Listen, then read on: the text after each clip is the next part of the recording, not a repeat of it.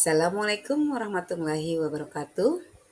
Perkenalkan, saya Hanifah, calon guru penggerak angkatan 9 dari SMP Negeri 225 Jakarta. Pada kesempatan kali ini, saya akan mencoba merefleksikan modul 1.1 tentang pemikiran Ki Hajar Dewantara.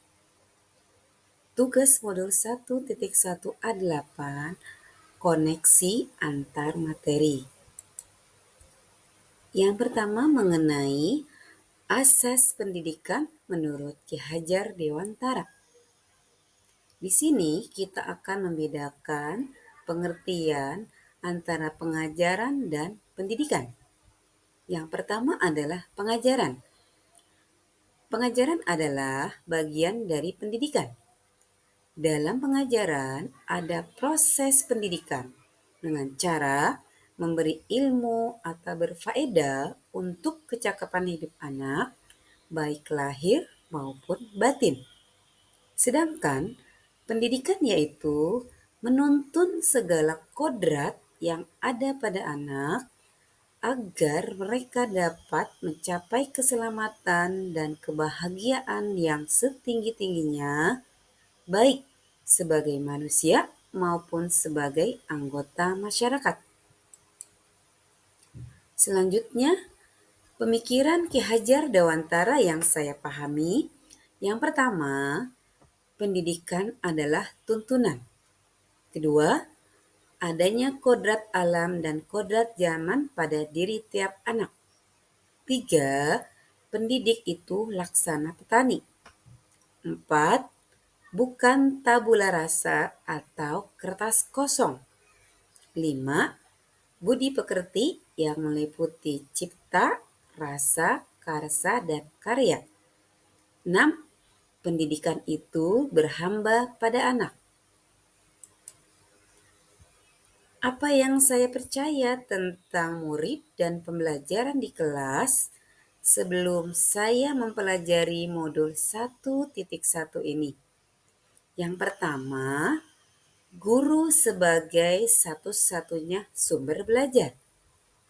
Berikutnya, metode pembelajaran yang saya gunakan itu bersifat monoton, artinya tidak bervariasi. Kemudian, suasana kelas sepi, tenang adalah fokus utama saya dalam pembelajaran. Selanjutnya, bagi saya mengajar untuk mencapai target kurikulum atau KKM. Saya kurang memahami karakteristik siswa di kelas. Selanjutnya, terkadang saya memberi label kurang baik pada siswa yang tidak tuntas. Misalnya saat ulangan nilainya kurang bagus. Berikutnya, siswa bersikap pasif karena mereka banyak memberikan tugas yang saya berikan. Lalu, apa yang berubah dari pemikiran atau perilaku saya setelah mempelajari modul 1.1 ini? Saya mengubah subjek belajar, yaitu aktivitas di kelas berfokus pada siswa. Kalau sebelumnya fokusnya pada saya yaitu sebagai gurunya. Nah, pada kali ini guru hanya sebagai fasilitator saja, sehingga siswa lebih aktif dan merdeka dalam belajar. Kemudian, saya menggunakan metode pembelajaran yang lebih variatif, sesuai dengan materi dan tujuan yang akan dicapai, yaitu proyek, demonstrasi, bermain peran, atau drama.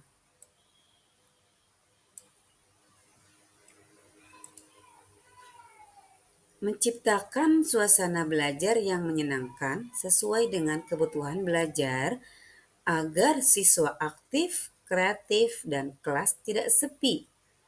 Lebih bersemangat dalam belajar, yaitu dengan games, diskusi kelompok yang akan memancing ke pemikiran dan tanggapan siswa, kemudian presentasi di depan kelas, kemudian praktik langsung, dengan berlatih membuat blog yang akan dipublikasikan di media sosial.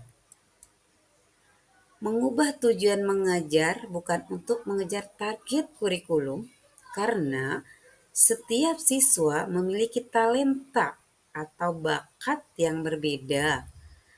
Nilai bukan tujuan akhir, karena tugas guru adalah menuntun agar anak dapat berkembang sesuai dengan kodratnya masing-masing.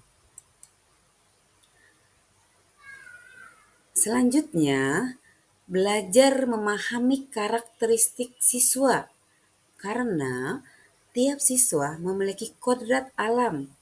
Artinya, sesuai dengan latar belakang siswa tinggal dan kodrat zaman.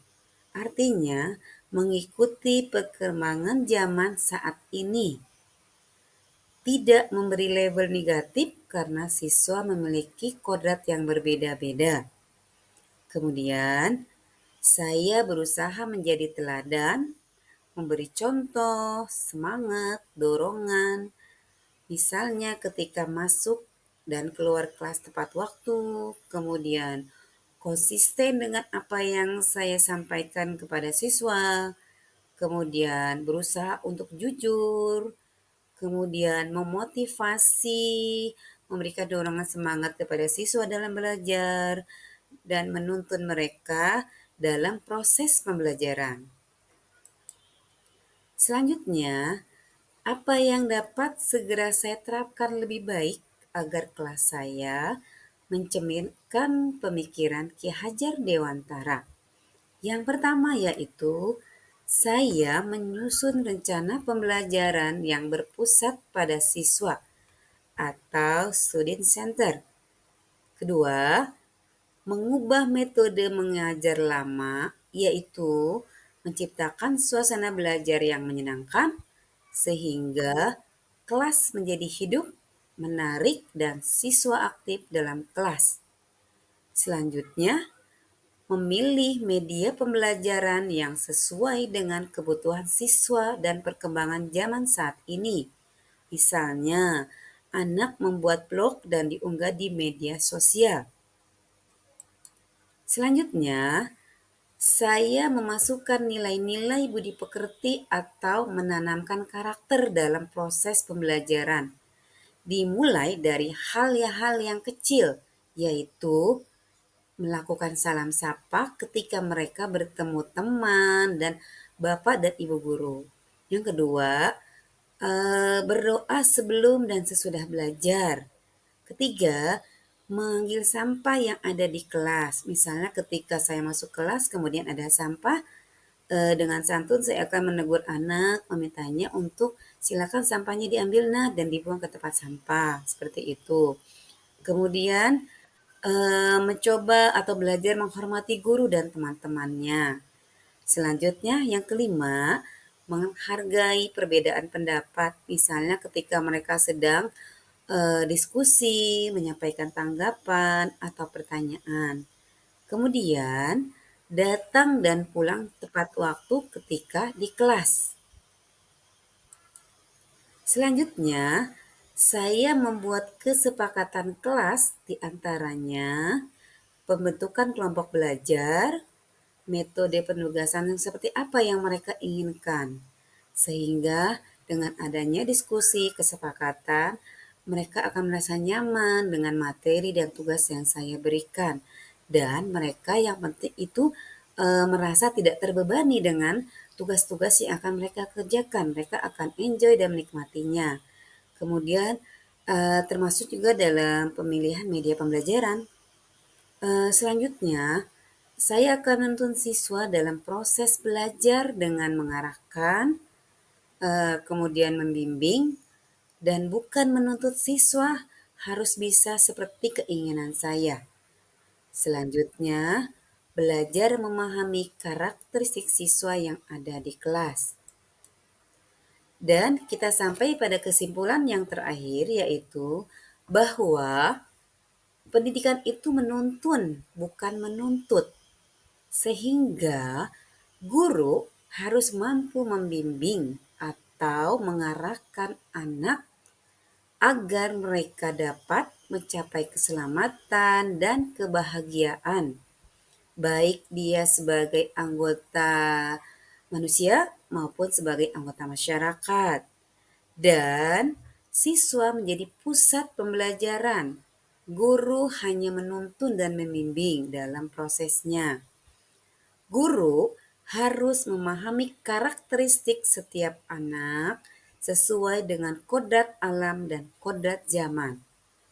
Guru berhamba pada murid, artinya guru memfasilitasi kebutuhan belajar, bukan membatasi, karena akan memasung kreativitas anak. Dan yang terakhir, guru harus menanamkan nilai-nilai budi pekerti untuk menebalkan karakter anak. Demikian pemikiran Ki Hajar Dewantara dari refleksi yang telah saya lakukan. Saya akhiri. Wassalamualaikum warahmatullahi wabarakatuh. Terima kasih.